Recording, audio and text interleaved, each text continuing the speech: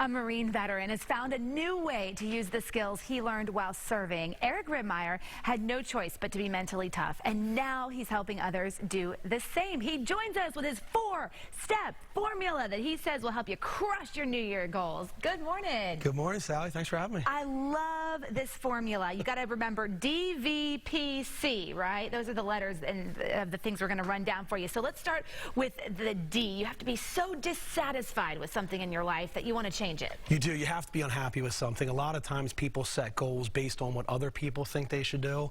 It might be a spouse, it might be a doctor. If you don't set the goal based on something you're currently unhappy with, it's not going to last. You should give up on day one. Okay, so number one, identify what just really bothers you. You have to be unhappy, absolutely. You have to be unhappy. I've never thought of it that way. I love that. Okay, the V, this is your vision. Okay, so you got to lay out what it is you want. This is the most critical part of the equation, so you have to have a strong emotion-based why. Why are you doing what you're doing? A lot of people set resolutions and they just drive on motivation. They think that motivation is going to get them through. It's not going to happen. Your motivation is based on how you feel that day, which is tied to an emotion. If you're happy, if you're sad, if you wake up in the morning and you're not happy, you're not going to stick to your goals. But if you have a strong emotion-based why, nothing stands in your way. Yeah, so that could be what? Anything. You're doing it for your kids, you're doing it for yourself, you're doing it because you want a better job. Normally it's something that has to do with family, because all of us are pretty much driven by our family. Sure. So write it down, have it posted somewhere where you can see it, read it every single day like a vision board. Yeah, I love that, the vision board. Okay, P,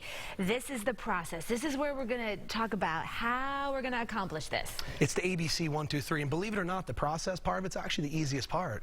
You can go online and Google how to do anything, how to lose weight, how to get in shape, whatever you want to do. That's the easy part of it, especially with losing weight. About 55% of all your New Year's resolutions are tied to something health related. It's the easy part. People try to make it more difficult. They want to take a pill, go to bed, and wake up and lose 10 pounds. It's not magic. It's not magic. Okay, so we got to have the clear how-to there. Yes. Okay, and then finally the C, and this is the final part of your formula here. That's the cost. What price are you willing to pay? So if any part of those, if you're not dissatisfied enough, if you don't have an emotion-based why, and or if you don't have the process, the cost is going to be too great. So if you're not unhappy enough with where you are, you could have the best vision, you could have the process in place, but the pain you have to go through to accomplish that goal is too great. So the cost is too high, you're not going to do it. But if you're dissatisfied enough, you have a strong emotion-based vision, and you have the how, the cost is irrelevant at that point. It's easy to do because it's something you feel strong about. Wow. Okay, so do you feel like you can go out there and crush your goals now, everybody?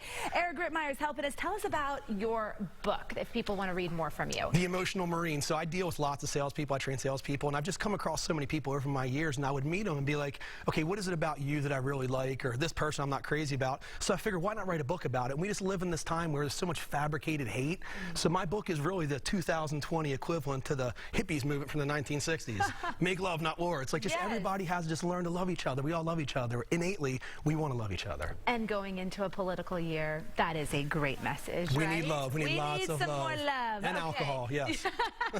Eric Rittmeyer, thanks so much for coming in. Thank you for having me, Sally. Good luck in 2020. Thank you. Melissa. Well, this weekend, tens of